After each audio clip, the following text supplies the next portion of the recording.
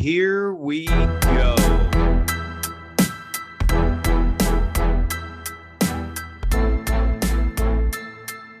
Welcome to the 9 Route Fantasy Football Podcast.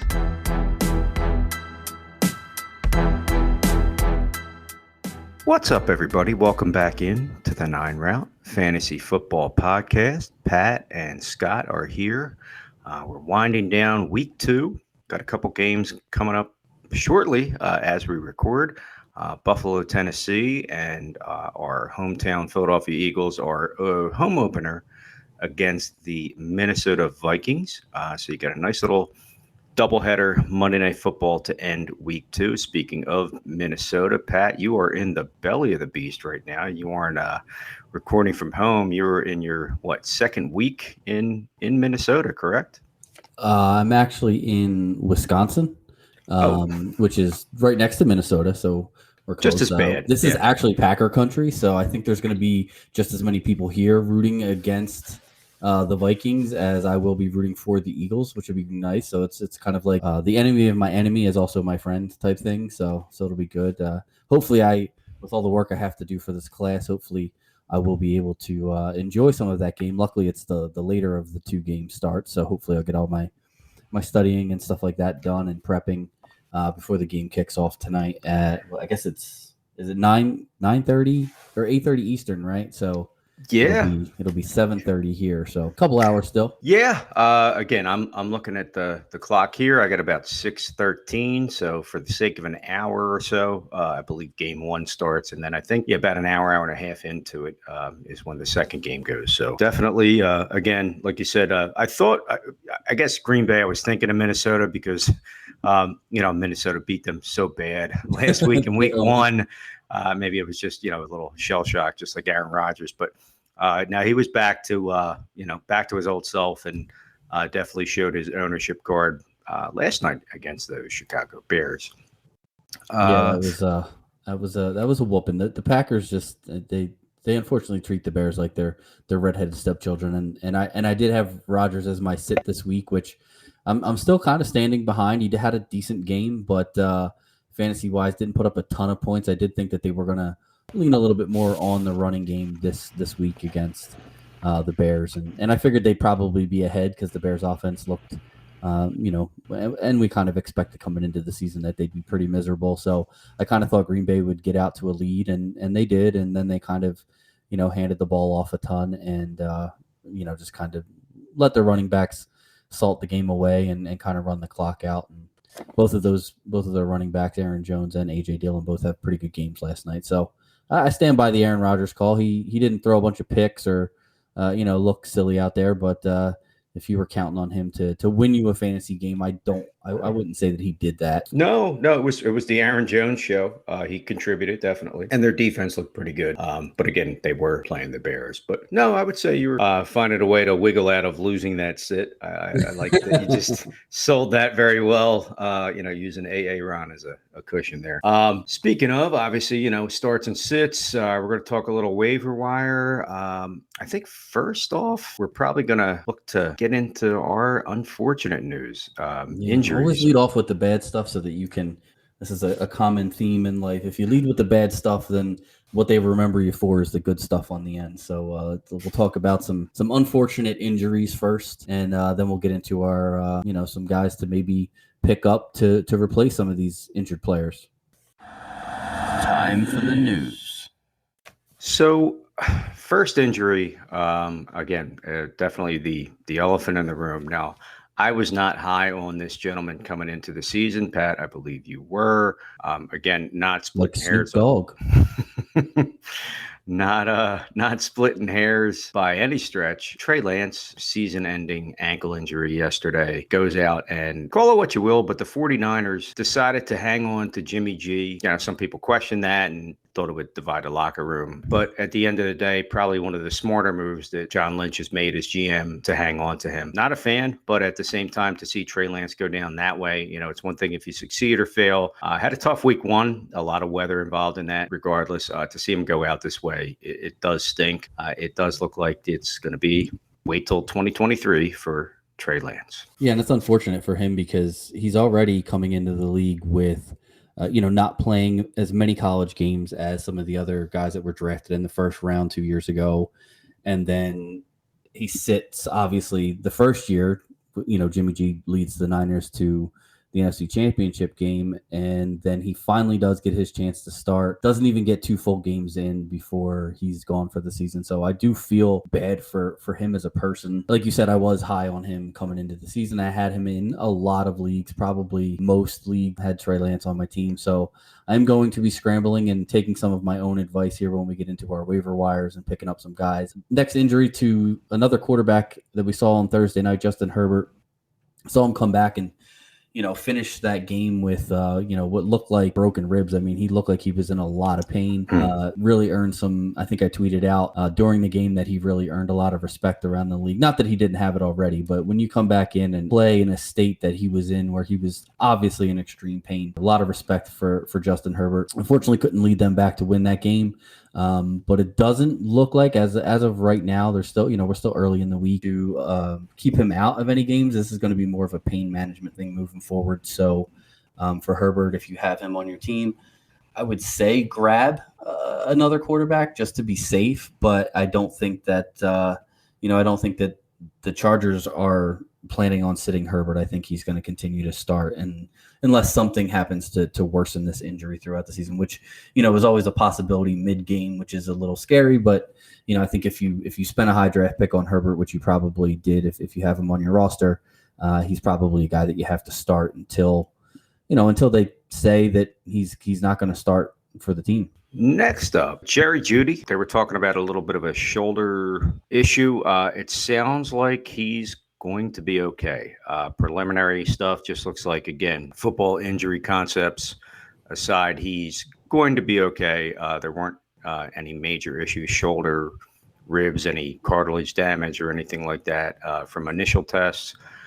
See how it goes through the week. Obviously, today is Monday for us. Come Wednesdays when they start to get a little more legit, you might see him show up as a questionable down the road. Right now, that Denver offense is still trying to, feel itself out. So we'll see how it goes. But I don't expect him to be an issue moving on. Obviously, through the week, you want to monitor that and just see if they dial him back to the doubtfuls and things like that. But definitely a field stretcher, and I liked him a little bit more than Sutton. Yeah, we also have an injury to Dalton Schultz. It looks like a PCL injury. It's not torn. It's not going to require any surgery or anything like that. Looks like just a strain or a sprain. But if you remember last year, Zeke had a very similar injury, and it probably contributed a little bit to his lack of explosiveness. Now, Schultz isn't one of those guys who relies on his athletic ability to, take the top off a defense and beat a guy deep or whatever. He's kind of more their underneath guy. He's more of a catch and fall type of guy. So it shouldn't have too much of an impact on his fantasy performance. Maybe it causes him to come out of some games early, maybe not play as many plays. So I definitely am going to downgrade my opinion of Schultz as far as a fantasy asset moving forward. But I don't think he's a guy, if you have him on your roster, I don't think you necessarily have to go out and find a replacement for him. But I do think that, you should probably, again, just like if you have Justin Herbert, if you roster Dalton Schultz, you should probably pick up a backup just in case the injury gets worse, or just in case, moving forward next week, he maybe plays, less snaps. They try to get somebody else. James Conner took a little bit of a knock and had to go get checked out during the Arizona-Las Vegas game. Turns out, a little bit of an ankle injury. For those of you that are familiar with James Conner, he is fairly indestructible. This guy beat cancer, amongst other things, and God love you for that. And from his Pittsburgh days, was always getting banged up. He's a hard runner. Unless he's going to miss time, he's going to play. He's a gamer. He just really does it. They said throughout the game, he was back on the sideline in uniform if needed, but I think they held him out. They were trying to just manage that and see how the game went. And obviously they played a little comeback, and Arizona was able to take that game at the end. So it sounds like he's going to be your typical day-to-day, probably sit during practices. Don't look at that too crazy. Wouldn't hurt to look at the Darrell Williams, the Eno Benjamins of the world, just to be safe. Again, if he gets beat up too much, he might have to miss a game or two. But no surgery, nothing crazy like that. So I think James Conner should still be solid for you again on that level, and he does a little bit pass catching as well as the running for that offense. And last but not least, a non-injury game that's going to be missed here for Mike Evans of the Tampa Bay Bucks. I'm sure if you watched football or watched anything football related over the last day and a half, you would have seen the brawl that broke out between the Bucks and the Saints. Evans did receive a 1-game suspension for his part in that fight, and it was a pretty aggressive shove. It wasn't a punch, it wasn't anything like that, but it definitely could have caused some injury to Marshawn Lattimore. Didn't, at least I don't believe it did, but the NFL, they trying to crack down on sportsmanship and not having stuff like this happen. So unfortunately, Mike Evans gets the boot for a game. All right, that's it for our injuries / suspensions. I think we're going to jump into our week 3 waiver wire. Give you a list of some players that if you do have one of these injured players, or maybe you have a little trepidation on any of these guys, that you maybe just don't want to put them in your lineup, at least for the next week. We got a couple of options here for you at each position. Some guys that you can pick up to take their place or bolster your roster. Now, understand that all of these players that we suggest on the waiver wire are not obviously going to be available in every league, but we do a little bit of research, obviously, before we sit down and talk on this podcast. And most of these players are available in at least 50% of leagues throughout NFL.com, ESPN, Sleeper, and Yahoo, which is sort of like the 4 main platforms that people play on. So without further ado, let's jump into the waiver wire for week 3. Weekly waiver wire. We're looking at Garett Wilson, rookie. Had a very nice game on Sunday. Joe Flacco has been leading the New York Jets, led them to a comeback win against the Cleveland Browns. 22 targets so far, leading the New York Jets. Obviously, Elijah Moore, Braxton Berrios, Corey Davis, a couple different players there that are considered to be, decent when it comes to that. To see him step up and basically, 8 catches on 14 targets, 102 yards and 2 touchdowns. He looks like the player that they thought he was going to be. Obviously he was a first-round draft pick. Elijah Moore has been their guy for the sake of a season or so, but it definitely goes to show if you have a true NFL quarterback there, what can happen. He's a guy right now that I think if you don't have him on your roster, again, a lot of dynasty, it's not even a question. He's already taken. But basic redraft leagues, 8, 10, 12-team rosters, things like that, he's floating around out there. I guarantee you he's better than probably half your bench, let alone, just the wide receiving core. Look to stock up right now. That offense looks like they have some potential. Again, they did lose week 1, but after this game in week 2, wins and losses count in the NFL, points, yardage, performance, they count in fantasy football. And to see numbers like this happening right now, and to see him be the lead dog in that offense, that's a wide receiver 1 on an NFL football team. That means that gentleman has to be rostered on your team regardless of what happens. Another guy who's been dominating in the first 2 weeks of the season is Curtis Samuel for the Washington Commanders. Leads the team with 20 targets, 15 receptions, and 133 yards, and is second on the team with 2 touchdowns in the season. Jahan Dotson has 3. But Samuel seems to be the guy that Carson Wentz is looking for. If you remember, before the season, I talked a little bit about Terry McLaurin and how I wasn't high on him coming into the season because I know that Carson Wentz is sort of like an over the middle. He's the quarterback that made Zach Ertz, a household name in fantasy football.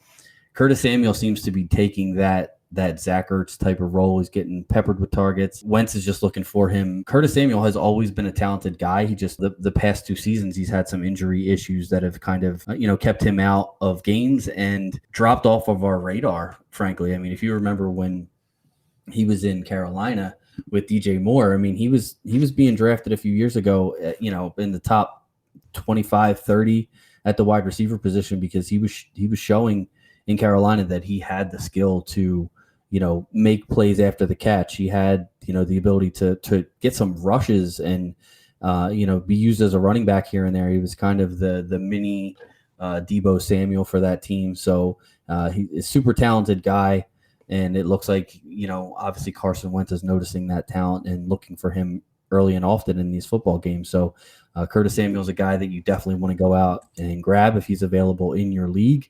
Again, especially if you have, Mike Evans, or, maybe you're worried about whether Jerry Jeudy is going to play or not, and you have those guys on your roster. Next up, Raheem Mostert had a pretty solid game. Obviously, pretty much everybody on the Miami Dolphins roster on offense had a pretty solid game, fantasy football wise, the other day.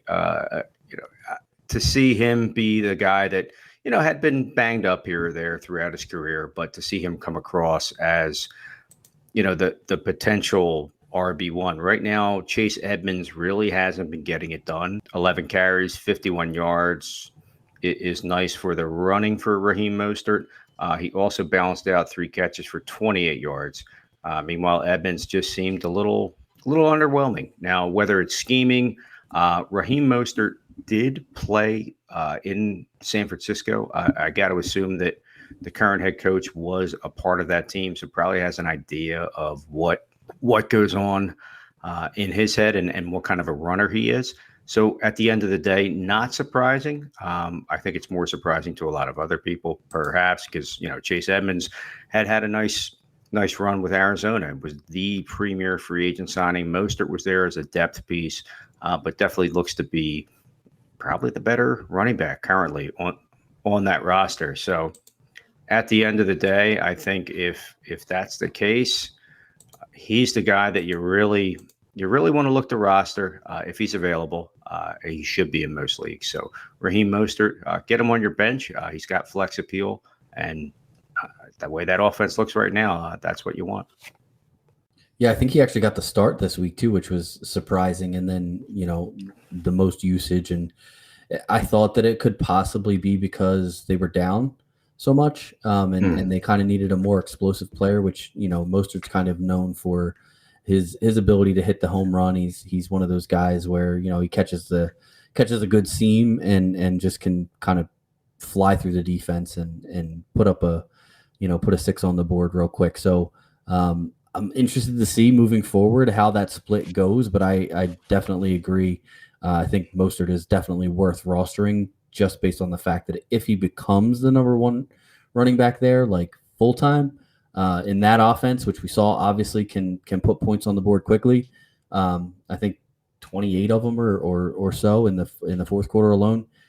Yeah, Mostert's a guy that you definitely want to have on your roster. In the event that he sort of takes over the lion's share of the work there in Miami.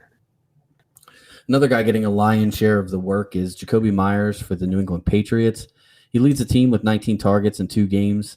Myers is, one of those guys who, he's like a Deontay Johnson light. He just gets peppered with targets, and he makes a lot of catches, and he doesn't generally, get a ton of yards, score a lot of touchdowns. But if you're in a PPR league, he's definitely worth adding to your roster if he's available. And, I'm not saying that you should drop, anybody to pick up Jacoby Myers. I don't think he's that high of a priority. But if you're looking for a wide receiver who, is going to get you some guaranteed catches and some looks every week, and, the opportunity at least for a touchdown, because, as we know, the more targets you get, the more opportunity that, those targets happen to be in the end zone, or that you break a tackle and end up in the end zone. So, Myers, like I said, not known for his touchdowns, but definitely known for, receiving a lot of attention from Mac Jones, at least in the last 2 years. So if Myers is available, I definitely suggest picking him up and throwing him on the end of your bench. Next up, we're going to talk about another Washington Commander. That team's legit. Carson Wentz, we're going to talk about him in a second too. They're a passing offense, folks. They are legit. And Jahan Dotson, rookie out of Penn State, 4 catches, 59 yards, and a touchdown. He's got 3 touchdowns in his first 2 NFL games. In the red zone, he is a force to be reckoned with so far. If you're looking around and going, wait, what are we talking about? Yeah, nobody's been used to Washington being relevant outside of Antonio Gibson and a tight end here or there, Logan Thomas, stuff like that. over the last couple of seasons. But right now, they look to be real. Terry McLaurin is a legit wide receiver, and it looks like that offense is starting to come into its own. This team has been winning games in the past few years on defense. They gave up 36 to the vaunted Detroit Lions offense, and I joke, but right now they look legit too. 2022 could just be that year for the NFL to flip over. Who knows? Right now, he's still available in a lot of leagues. Again, dynasty-wise, yeah, he's long gone. Some people may have already picked up on the concepts of, again, targets, touches, things like that. But for those of you that are, a little just unsure or would never think to look to Washington for offensive weapons, Jahan Dotson right now is a guy you definitely want to have on your bench. If your team's a little questionable, you got to look at the matchups week to week. He seems like a player. And again, we're only in week 2, but he could end up being one of the steals of the draft. A lot of people felt that way, but, people laughed him off because he went to Washington, Carson Wentz. He could be a guy on your roster, Jahan Dotson. I would say if you have the spot, pick him up. Speaking of the Washington Commanders, still feels weird to say that, but like you just mentioned, we are going to talk about Carson Wentz. He's a guy that you can and probably should add, especially a guy that I'll be looking to add in a lot of my leagues this week with that devastating Trey Lance injury. But so far, Carson Wentz has looked really good. Still throwing a couple picks here and there like he does. He's kind of been known for throwing an interception or two, especially the terrible timing. But so far, 87 pass attempts in 2 games, which is 3rd in the NFL. 650 yards so far and 7 touchdowns, which is tied for 1st in the league. Like you said, with these weapons, with Curtis Samuel, Jahan Dotson, with Terry McLaurin out there, he's got weapons. And I think we saw, the last time we saw Carson Wentz really excel was in that year that the Eagles won the Super Bowl. Unfortunately, Wentz didn't get to lead them to that Super Bowl. That was, the beloved Nick Foles. But Wentz had a great season. I mean, he was if you remember, he was in the MVP running that season, and they had weapons. They had pass catchers on that team, and that's the year that, had Wentz played the entire season, he would have probably thrown for well over 4,000 yards. I think he had I'm not looking at the stats off the top of my head, but I want to say he had somewhere in the neighborhood of like 33 touchdowns that season, and that was in 13 games. So, yep. Was that right? 33? 33 and 7. Yep. Yeah. So, wow, I'm impressed that I could recall that off the top of my head. But anyway, because we're Eagles fans. Come on. Yeah, it's true. Nobody forgets the Super Bowl. Yeah, especially when you only have one. So yeah, go ahead and pick up Carson Wentz again if you're looking for a backup quarterback. If you're looking for a guy who may honestly be a starter. I mean, I think right now, fantasy points wise, I think he's either number 2 or number 3 in the league. Again, depending on your scoring system and how many points you get for touchdowns and things like that. But I think in most of the leagues that we play in, which are 6-point passing touchdown leagues, Wentz is up there in the top 3 as far as fantasy points for quarterback. So, not saying he's definitely going to stay there, but if you got an opportunity to grab him now and he does stay there and does continue to put up top 10 numbers, he's definitely worth a roster spot and a potential start in good situations. Yeah, speaking of depth pieces, Josh Palmer is also on our list of potential ads this week for the waiver wire. 8 targets in Keenan Allen's absence Thursday night. Went 4 catches for 30 yards and a touchdown on those 8 targets. Caught the final touchdown of the game that Herbert threw with while he was in pain, which is just still kind of blows my mind that guys can go out there and do that. But Palmer's a guy who you're maybe not starting every week, but if Keenan Allen continues, what he had last week was what's typical Keenan Allen, a soft tissue injury. I think it was a hamstring. That's the kind of stuff that Keenan Allen has battled throughout his early part of his career. Kind of got away from that injury-prone tag for a little while. But if he misses any more time, or if Mike Williams misses time, or any of the pieces on that offense, Josh Palmer is one of those guys who immediately becomes a fantasy viable option for your team. So go ahead and, again, if you have roster space, I think some of the guys we're talking about now, as far as like maybe from like Darrell Williams, Josh Palmer, and the next couple guys we're going to talk about, these are guys that you can add, if you have space, if maybe one of the guys that you drafted, you thought was going to do something, really isn't doing anything for your team. These are guys that you can use to sort of replace those players on the end of your bench and maybe get a little bit more production later on the season if you need it. And if you're looking to add to your bench, hell, this guy could start for you right now. Greg Dortch. I know. I said the same thing. Who? First week was 7 for 9, 63 with no touchdowns. This week, 4 for 4, 55, 1 touchdown. So in our league of record right now, Greg Dortch is wide receiver 22 going into the Monday night games. He's 11 catches on 13 targets, 118 yards, and a touchdown. Again, he's a top 25, at least in our league of record, with maybe certain performance bonuses aside. He's a top 25 wide receiver right now. Does this continue after Kyler Murray builds a rapport with Hollywood Brown? Does it continue when DeAndre Hopkins comes back? Remains to be seen.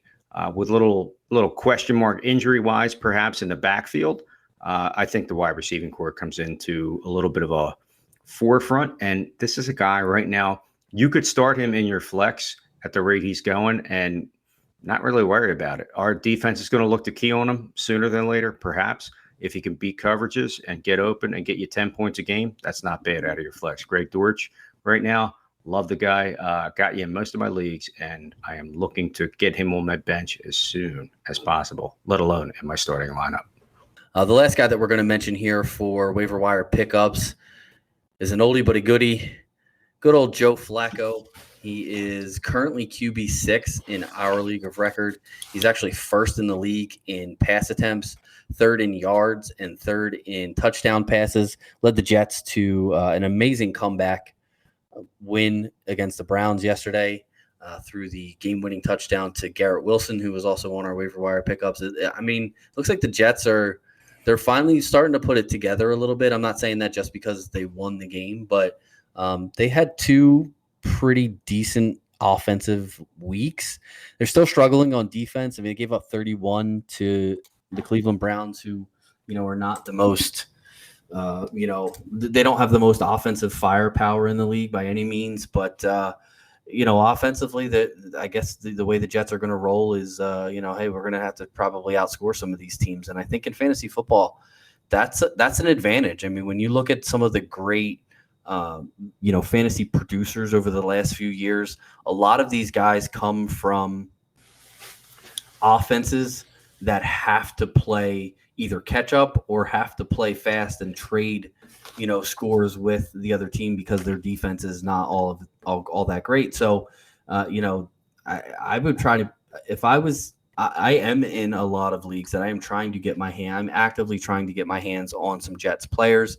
I am a little worried that when Zach Wilson gets back from his injury, if he is reinserted into the starting lineup, that may slow things down a little bit because he doesn't seem to be quite the decision maker that Joe Flacco is with all of his, years of experience. But, it doesn't change the fact that the Jets are going to probably be down, probably need to score, and probably be throwing the ball a ton, even with Wilson. So, I think if Flacco continues to do a good job, he's a guy that you can put into your starting lineup with confidence for the next few weeks, at least until Wilson gets back. And then at that point, you make a decision on, where you want to go from there. Maybe make a trade or pick somebody else up off of the waiver wire. All right, that's it for our waiver wire edition for week 3. For this edition of the 9 Route Fantasy Football Podcast. We are going to hit our start sits later on in the week for you guys. If you have any questions for the show, please feel free to look us up on socials. We are at Twitter at the 9 Route 1. Scott is at Scott from Delco. You can also check our website for information and episodes. So if you want to listen to this episode again, you can do that from our website, which is www.the9routeffb.com. Or if you have any questions for the show or questions for us individually, you can email them to us at the9routeffb@gmail.com. Moving forward, we're going to probably try to do 2 episodes a week rather than throwing everything in at once. Doing the start sits is great. It's fun. We enjoy doing it. But doing it on a Monday when all of the games haven't finished yet sometimes gets a little bit difficult. So we're going to try to change the format around a little bit, do our start sits in a separate episode, release that a little bit later in the week. So again, if you're looking for our start sits, make sure that you click the little plus up in the corner, follow the show, and that way you can automatically download each episode of our podcast and listen to it at your leisure. Scott, do you have anything that you want to throw out there before we go? Well, as always, we want to say hello to our friend of the show, Mickey's Protocol Pub, down there in Tuckerton. We appreciate you guys, being big supporters and enjoying listening to the show. All the members of our fantasy leagues that support and listen, please keep giving shares and likes and whatnot. Again, listen to Pat. Don't listen to me. All kidding aside. But no, we definitely do. We do appreciate everybody's support, and we do look forward to interacting with you. Give us some questions. Whether you're questioning our calls or you just want to know what's the best direction to head in going into week 3, week 4, down the road into the playoffs. That's why we do this. We have a lot of fun doing it, and we enjoy it a lot. So we are looking forward to that. And again, but our friend at Mickey's, we do appreciate it. And for everybody else out there, we will talk to you soon with some start sits going into week 3. Peace.